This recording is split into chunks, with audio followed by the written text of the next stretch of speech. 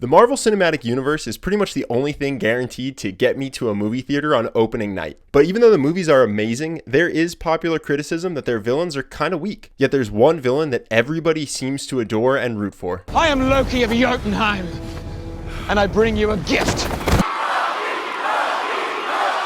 While most Marvel villains get killed off or captured after just one film, Loki has now played a major role in 4 films. There's even petitions for his own movie. I believe there are 4 major reasons why Loki has literally gotten away with murder and become one of the biggest fan favorites in the Marvel Universe. And understanding these 4 things will help so you too can get away with making mistakes or screwing up without it being something people hold against you. Just don't actually try to get away with murder.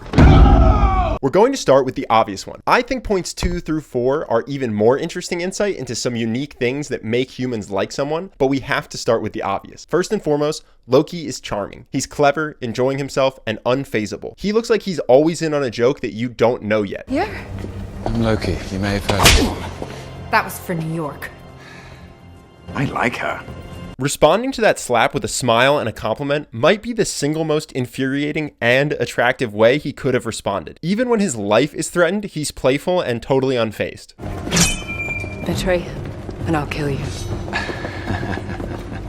It's good to see you too, Sif. Here's my favorite example of him being unfazable under stress. This is so unlike you, brother. So clandestine. They're in the middle of a high-pressure escape and he's just having fun. Because he's always having fun, it creates a swagger. Perhaps you prefer one of your new companions, given that you seem to like them so much. Oh, this is much better. Whoa. Costume's a bit much. So tight.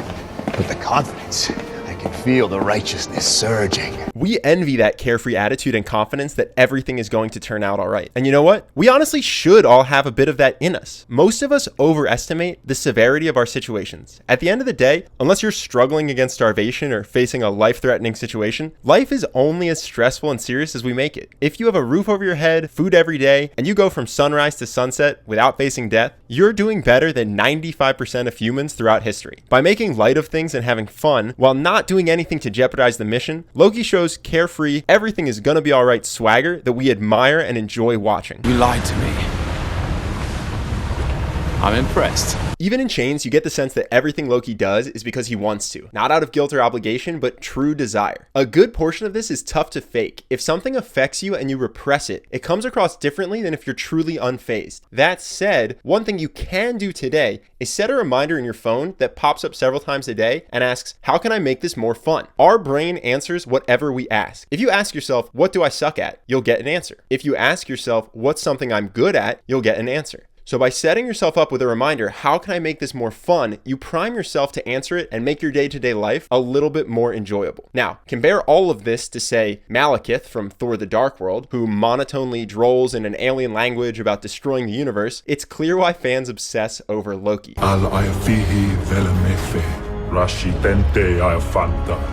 That's life. The charming, charismatic people get the attention and affection of others, and the majority of people go unseen or unremembered. Now, that said, I actually found Ultron very charming in a weird, polite, robot sort of way. So why doesn't he have anyone rooting for him or begging for a solo Ultron film? It's because of Loki's second strength. We root for him because we understand him, we empathize with his motives, and we relate to him. And you can use that in your own life as well. First, let's start with Loki. When you know his backstory, it's hard not to feel for him. Loki is the clever but smaller little brother to Thor, and it's clear that he's not the favorite in his friend group or to his father. What happened? Silver tongue turned to lead? Thor, Odin's son, my heir, my firstborn. So yeah, he's been dealing with 5,000 years of that. Then he finds out he's actually adopted, and not from some lovely Asgardian family. Nope, Loki is actually adopted from the Frost Giants, a race that Asgardians like him are raised to hate and fear as monsters. What am I? You're my son. What more than that?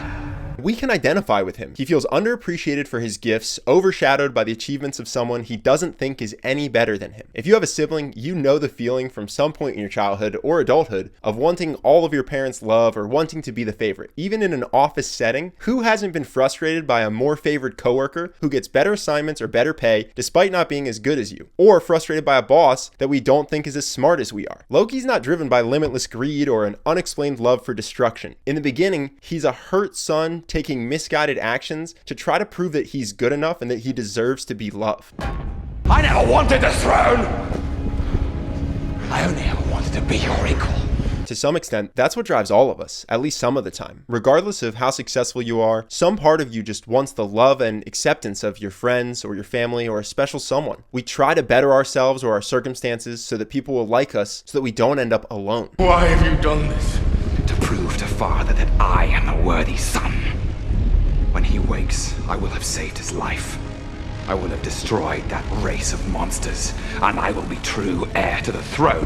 Why does seeing ourselves in someone matter? Because most of us don't 100% hate ourselves. Even when there are things we don't like about ourselves, or when we do something we aren't proud of, we excuse it because of something in our past or our circumstances. We go, yes, I get that this looks bad, and I wouldn't want a world where everyone did this all the time. But you don't understand, this is different. I'm different. I only did that bad thing or told that small lie because of circumstances that make me special. So when Loki makes terrible decisions or does bad things from a place we can understand, we don't hate him for it. We might hate his actions, but some small part of us feels for him, hurts with him, even roots for him to find his way back to the good side. I could have done it, Father! I could have done it! For you! For all of us! How can you apply this to your own life? One is, if you feel yourself angry with someone for something they've done, try to remember that their life circumstances have led them here. Maybe they cut you off because they're a jerk, but maybe they cut you off because they're racing to the hospital. You don't do this for their sake, but for your own. You'll find yourself being a more forgiving, understanding person, and you'll spend less time feeling things like anger and frustration, which frees you up for more time feeling happy, upbeat, and inspired. 2, if you accidentally screw up, be transparent and share with people what you were trying to do. Let them see that you were motivated by good intentions. We've all screwed up. If you start with good intentions and are transparent about your mistakes and how things went wrong, people are much more likely to forgive you. That doesn't mean try to downplay ownership of the situation. If you say, this wasn't my fault because of XYZ, it's not going to work out well for you. Ironically, if you don't try to deflect blame, but instead explain what happened while still accepting it, it's very likely you won't suffer any major long-term damage to your relationships. Loki's alive. Can you believe it?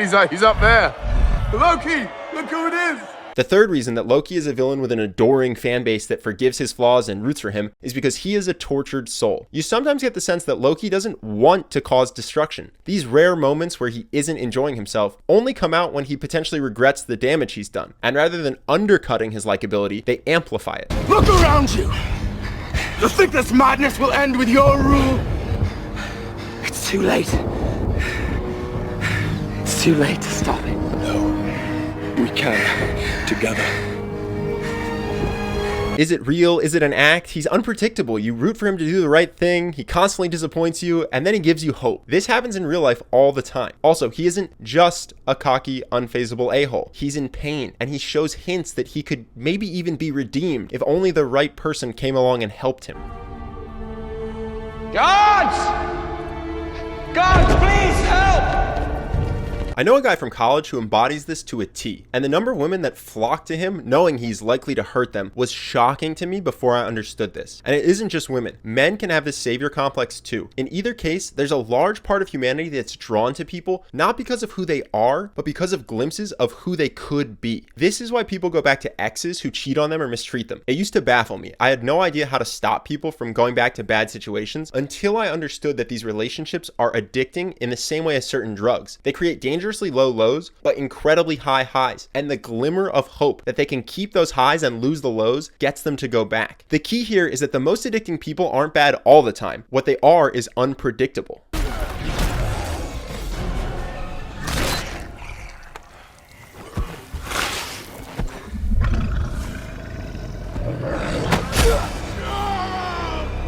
Loki is fascinating to us because he creates a wide range of emotions in us. Laughter, frustration, sympathy, admiration. You never know exactly what he'll do, which keeps you riveted to him and keeps you thinking about him. The fact that Loki is a demigod with insane power for creation or destruction takes this and puts it on steroids. As a quick side note, I'm not saying you should be this way. Long term, there are better ways to go about captivating people and attracting friends and dates. There's a lot of different ways to be charismatic and magnetic, and just because the tortured soul works for Loki doesn't mean you should aspire to it. The last trait that makes us love Loki is something you can aspire to. And that's that you can't keep him down. We all make mistakes, take losses, and have bad days. So if someone is perfect, we don't necessarily like them. Now, someone that falls, gets up, and dusts themselves off with a grin, that we can get behind.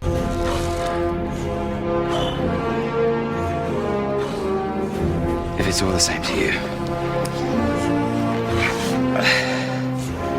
I'll have that drink now. And when you combine that ability to take lumps and keep smiling with his cocky charm, his deep-seated desire just to be loved, and his tortured, unpredictable nature, you end up with hands down the best Marvel villain of all of them. That said, I'm more of a hero guy myself, so if you liked this video and want to see our breakdown of Iron Man versus Captain America, who's cooler and who's a better leader, I will link to that here. And if you want more videos like this one, click subscribe and then click the bell next to it for notifications. Thank you for watching, and I will see you in the next video.